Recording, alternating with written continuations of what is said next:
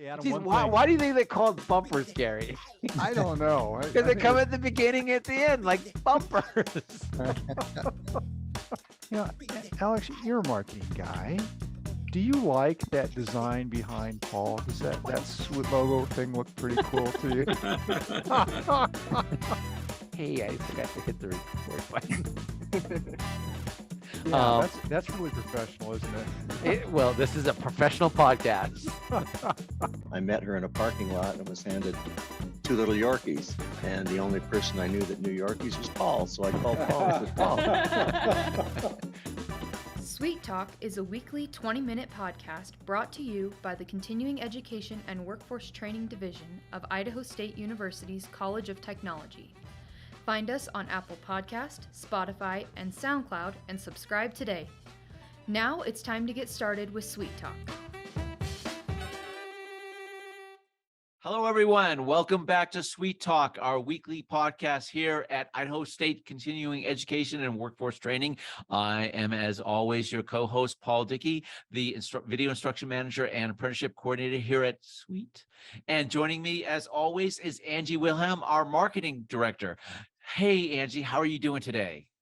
I'm doing well. For all of you, if we skip a beat, Paul and I have been at an event the past 2 days. It was called Construction Combine. So we are coming off the downhill slope of the Construction Combine. Always happy to be here. And we're actually here today to talk about something construction related. Yes. And this is something that anyone who's in the construction field is probably generally, number one, aware of, but also sometimes you have in the construction field kind of idea or complacency because the work is so routine that they don't always think about this, and that's safety. Today, we're talking with Debbie Borek, the Vice President of Operations and Marketing from Eastern Idaho Safety Consultants, LLC. Debbie, how are you doing today? I'm doing great, Paul. Thanks so much for having me. Oh, no. Thank you for coming. So today is all about safety. Is that correct, Debbie? Yes, it really truly is. You guys just did the construction combine with some younger folks who are considering going into the construction field. And I know as part of that event, you generally talk with them about safety. As you mentioned, it's something we often take for granted because we get into our routines every day. So really having to focus on it is a good idea. Yeah, when we had the construction combine, we had a safety briefing, and also all the young people that participated had to wear safety hard hats and also safety glasses, and in many cases safety gloves, depending on what tools they were using. So they were issued full PPE for that event, which is, a lot of times people don't consider the safety aspect of just a simple helmet and glasses, do they, Debbie? That's entirely correct. And as you probably are both aware, the way that OSHA started was a long time ago, back when people weren't wearing things like PPE, personal protective equipment.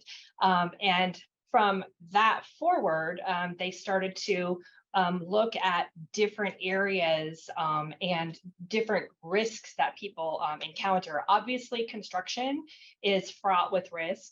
Often, people are usually working at heights, working around excavations, climbing up things, reaching overhead, lots of trips and falls. So there's a lot of risk associated.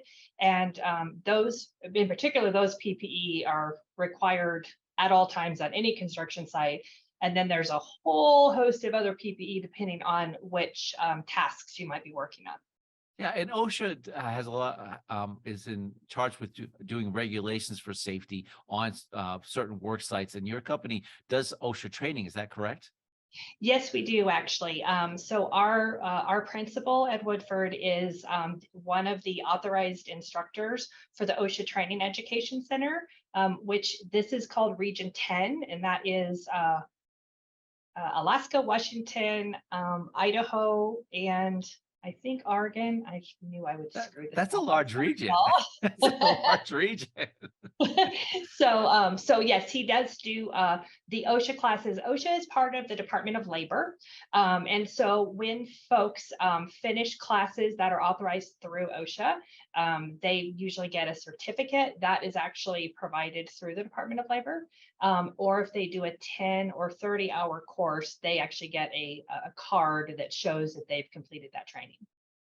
So on safety training like OSHA, when a company has safety training done by basically a registered OSHA trainer, do they get some sort of break from insurance, or do they get a recognition about having provided that training?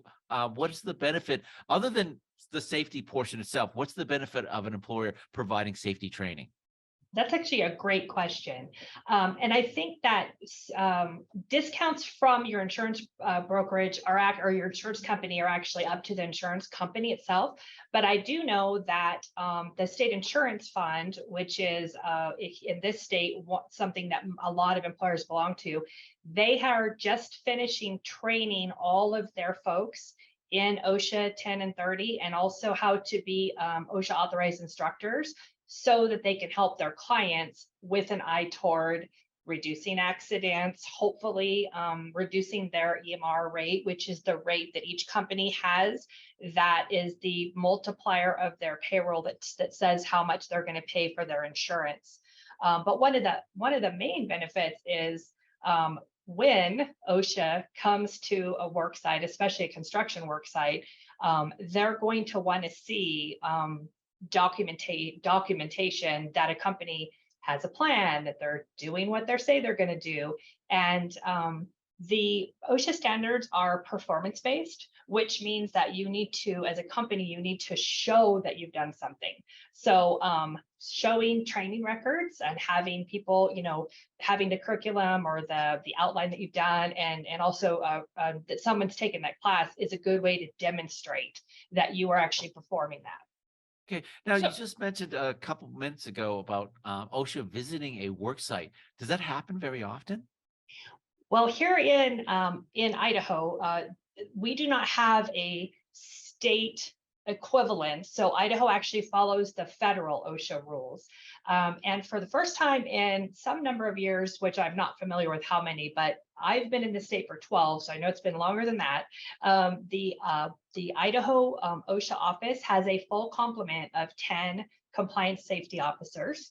And those are the folks that travel around, they visit sites, they can provide assistance, answers to questions. They also do inspections. And so we understand that as the spring gets going and the travel starts, they're going to be in every part of the state, and you should just expect that you're going to see them. Nice. Angie, you had a question? Honestly, Paul, I had the exact same question you did. Oh, so okay. you asked. No. So my next thing is there anything that will spur on an inspection? Something that will make an inspection go, I need to go out and visit that company? Absolutely. So one of the first things is potentially complaints. You would actually be surprised. People find our phone number on the internet and they call us because they want to make a complaint about their employer, which is not our job. So I actually keep the 800 number for OSHA compliance on my desk so I can give it to people. So that would trigger something. But severe incidents or injuries and or fatalities have to be reported within a small amount of time. And those do trigger an OSHA visit immediately. And then employers can also call and request them to come out. They really are there to provide assistance. They would much rather come, answer questions, have you invite them in to do an inspection to see if there's things that they would suggest that you would work on. They're not always trying to just come out and, club people over the head and find things wrong. I do know that there is one thing that they are required to stop for, which is if they are driving around and they can see a crane, they are required to go find the location where the train is and stop and have a visit. Okay. So you said sometimes an employer might ask them to come visit a site. Does that happen often where an employer might be working on a site, notice something and realize the signal goes off and go, I should call my an OSHA rep to come out here so they can advise me how to address this particular thing on this site?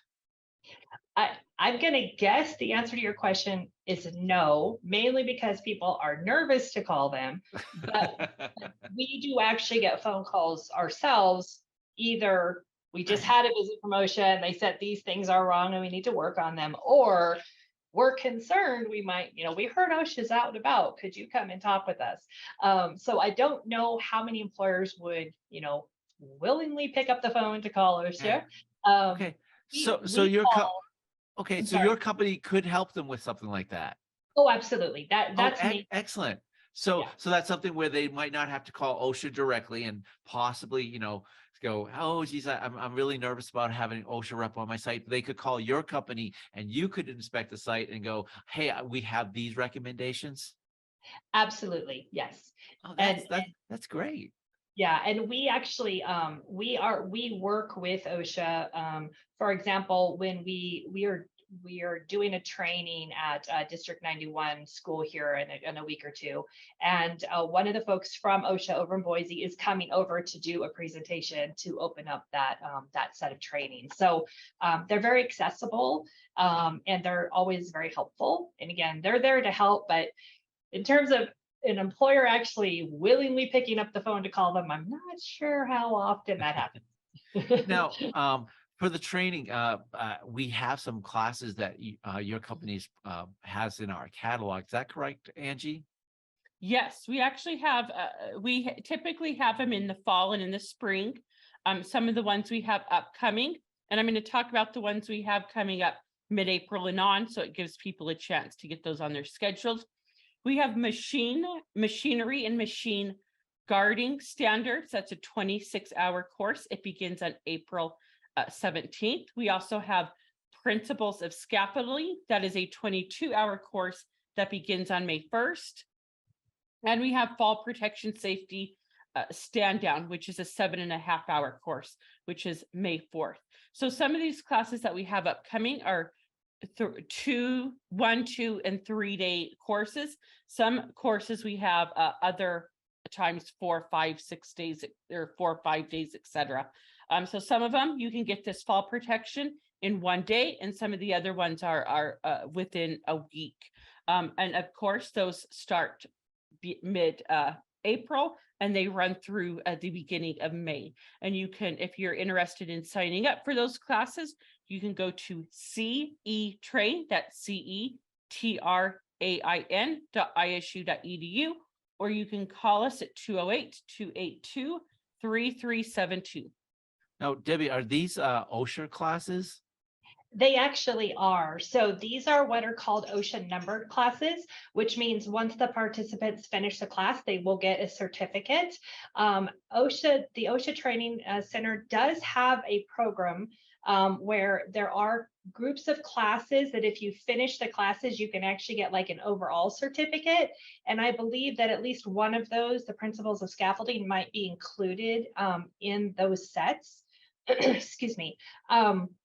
The 1-day class that Angie mentioned, the safety stand down, that's actually a national event. And that class is free. Every year OSHA has a national event and it's called a safety stand down. And safety stand down basically means that they encourage employers to halt work for that day to focus on a particular safety topic. And then the OSHA training centers try to assist with that in putting on a class about a particular thing. In construction, falls are one of the biggest risks and one of the things that people get hurt with the most. So this year, that's what they're focusing on. So that should be a really interesting event. Lunch is going to be provided. There's going to be fall protection demonstrations, and we're having it at ISU at their disaster recovery center, which is a fantastic location to do training. Oh, excellent, excellent. Oh, sorry, Paul. No, go right ahead. I actually have another question for you, Debbie. We have an event coming up in May called Safety Fest, and that will be held May 9th through 11th at the Rendezvous Complex at ISU's campus. Can you talk a little bit more about Safety Fest and how OSHA is involved with it and why people should go to that particular event?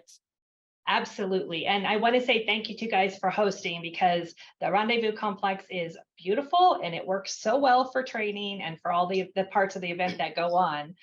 So Safety Fest, the one here in Idaho is called Safety Fest of the Great Northwest. This is, I believe, the 14th year. And so what happens is, in different locations throughout Idaho Falls, there are Safety Fests, which are generally 3-day events where all of the training is free. And it was started as a way to give companies, especially small companies that have a limited budget, the ability to get professional training, get certifications and things for their employees at no cost.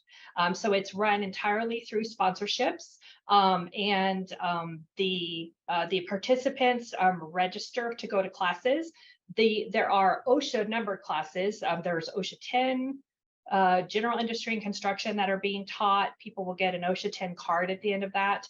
There are also several OSHA numbered classes. I think record keeping is one of them, and I'm totally losing my brain on what the other ones are. I'll think about that in a second. But the ISU is actually the host of that event. And so Angie, what's the date that the registration is going to open? It's going to open on April 10th this year. So Okay. just about a week and a half away, we're going to have that registration open. And again, it's free. So we really encourage people to get registered as soon as that registration opens, so you can reserve your spot in that training.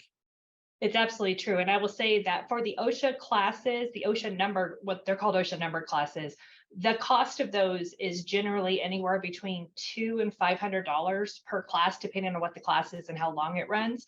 So the opportunity to have these classes for free is a very, very big deal. And it's not just for construction workers. There's general industry, supervisors, managers. There are a lot of leadership classes that are not necessarily OSHA classes, but we have partners from all across the region who are presenting different topics. There's CPR first aid. And again, so if you've ever taken a CPR first aid class, those are generally about $95. You can come and do that for free at Safety Fest. That one always gets full fast, so you want to make sure you get registered. But there's just a wide variety of classes. This is very, very useful. And I always encourage companies, especially small companies who might not have a large training budget, to check out these classes. I was just going to say that this is a great opportunity for a small company, because, you know, sometimes a larger company does have that in their budget for safety training, but, you know, the small contractors that do the smaller jobs, they might not even, you know, be able to have an opportunity to pay out of pocket for this type of training. And this is a great opportunity. Well, and that's one of the things that is so unfortunate. Obviously, everyone has a budget, right? And we all have to, you know, run our businesses in accordance to make a profit. But that is a lot of times the number one reason we hear when people ask if, you know, we can do training, or they say, well, gosh, we'd like to do training, but we just don't have enough money. We always encourage them to look for things at Safety Fest, because it's a really good way to get really top quality training. These are all highly skilled individuals with lots and lots of experience who are donating their time. So it's not, you know, just someone who we walked down the street and said, hey, do you want to teach a class? But a lot of these people have, you know, 15, 20, 30, 40 years of experience. And they bring that to bear in doing the teaching. INL provides a lot of their staff to do training in this. And so they're very solidly behind this. Obviously, they have a large budget for training and a whole department. Yes. They also have lots of qualified people, so they sort of volunteer them to the community. And if you are a single person that has a job, or a small or a medium-sized company that, you know, needs some training, you really should check out the classes, because it's really a great event. Yeah, years ago, I actually videotaped a lot of the presentations for Safety Fest for, you know, a grant that we were trying to comply with. And so I had to sit in on the training because I was filming it, and some of it was remarkable. I remember this one training on radiation, which was fascinating. It had just happened after the tragedy in Japan on that nuclear facility, and he had so many things to talk about radiation. It kind of made us feel more comfortable about the process of radiation safety, and also fall protection, wearing harnesses on even just simple roofing jobs, wearing the harnesses to make sure that everyone's safe. And a lot of times they'll have demonstrations on certain things. It is really great training, and again, it's free. It's free. I can't stress enough, especially these days with the cost of everything going up, having this kind of quality training for free is a big deal. And Paul, you mentioned like, people wearing fall protection, and maybe people who were doing roofing, things like that. I know in Eastern Idaho in the last, let's say the last less than 5 years, I know that there's been at least 2 fatalities from people who've fallen off of roofs. And that is just so unfortunate. The main thing that we all want to have happen at the end of every day is that everyone goes home safely to their family. And it just takes one small instant, one misstep.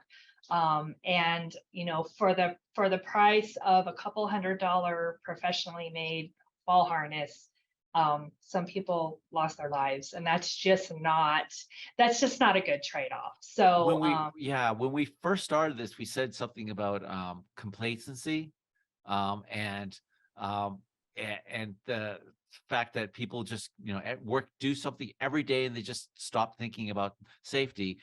Roofing is one of those big ones, because those guys are on the roof every single day, and every single day, they go home so often without falling. They just think, hey, it's not really a thing that happens until it does, I guess, right? It's really true. And, I have to say, when I see them up there, they're like mountain goats. I mean, they're just, they're so sure-footed, but for, slipping on something or someone calling their name and them looking up at the wrong time. Gosh, I just don't ever want to see that happen to somebody. And that's one of the reasons why it's always a good idea, especially on a construction site, to do a safety talk, in the morning. They oftentimes call them toolbox talks, just to kind of remind everybody. I tend to be a very cautious person. So anytime I'm doing something, I'm always wondering, how could I fall? But that's me, and I don't go climbing around on Yeah, I roofs. know. Hey, we've actually reached our time limit here, Debbie. Great. Yeah, so I want to thank you so much for being on. Hey, Angie, could you give us that registration information on the classes one more time before we sign off? Absolutely. If you're looking at any OSHA classes that we host here at ISU through the OSHA Training Institute from the University of Washington, that is the OSHA Training Institute Education Center, we host here at ISU. Or if you're looking for Safety Fest to get some of those classes for free, you can go to CETrain, that's CETRAIN .isu.edu, or you can call us at 208-282-3372. Okay. And Debbie, I want to thank you so much for coming on and having this conversation with us today. Again, safety is something that everyone should be aware of, but no one seems to think of until the bad thing happens. Totally true. And thank you so much for having me. I certainly have appreciated it. No, how would someone get a hold of you, Debbie, if they wanted to hire if they were looking for someone to come in and do some of the services that you offer? Absolutely. Our website is eidahosafety.com. And my email address is Debbie, DEBBIE, at eidahosafety.com. And that stands for Eastern Idaho Safety.